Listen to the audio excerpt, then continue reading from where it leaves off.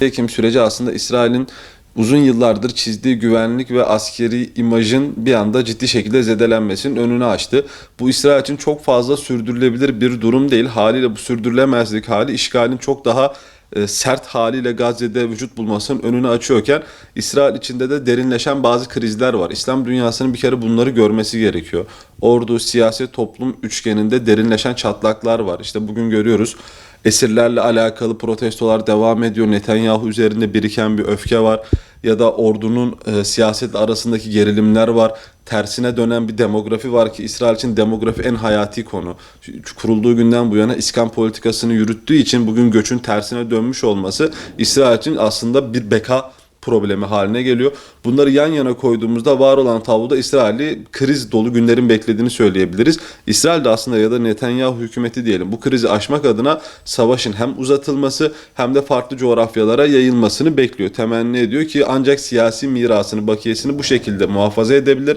Aslında İsrail ile İran arasındaki gerilimi de bir açıdan böyle okumak gerekir. Çünkü savaşın İran'a yayılması demek ya da sıçraması İsrail'in en çok isteyeceği şeylerden biri. Çünkü ABD'nin terk ettiği Orta Doğu politikalarına geri dönüşü anlamına gelebilir. Ya da azalan ABD desteğini yeniden arkasına almasının önü açılabilir. Tabi İran bunu istemez. Çünkü İran şu an Rusya ve Çin'den kendisine bizzat destek gelmeyeceğini biliyor. Ya da bölgede herhangi bir krize girdiğinde daha yalnız kalacağını bildiği için bu da işin başka boyutu. O yüzden İsrail içindeki ayrım noktalarını, derinleşen kriz noktalarını da iyi tahlil etmeliyiz. Gazze şu an psikolojik manada en azından üstünlüğü hala elinde tutabiliyor. 7. ayına girilmiş olmasına rağmen İsrail en temeldeki Gazze uygulamalarını hayata geçiremedi, beklentilerini. Yani Gazze'yi kanton bölgelere ayırmak, ortadan ikiye, kuzey güney olarak bölmek istiyordu. Bu gerçekleşmedi.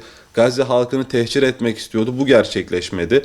Ya da oradaki direnişin tamamen pasifize edilip farklı aktörlerin oraya getirilmesi bekleniliyordu. Bu da gerçekleşmedi. Aslında İsrail için bölgede gerçekleşmeyen senaryolar İsrail'in daha fazla sertliğinin önünü açıyor. Bu daha sertlik İslam dünyası tarafından doğru tahlil edilemezse çok daha farklı kırılmalar da bizi bekliyor.